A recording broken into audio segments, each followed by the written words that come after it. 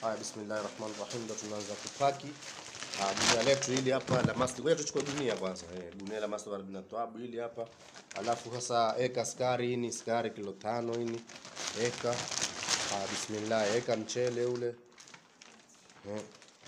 Eka mchele, eka maharagwe haya.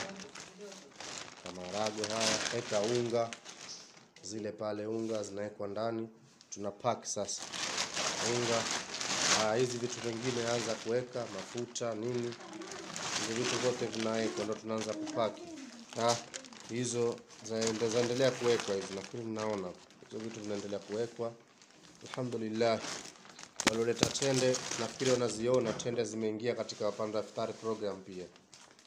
Waloleta tende zimeingia upande huo, tunatilia kila mmoja atagunia na mafuta ya uto lita 5 haya. Alhamdulillah, gunia la kwanza packet tushamaliza na mengine itakuwa hivyo.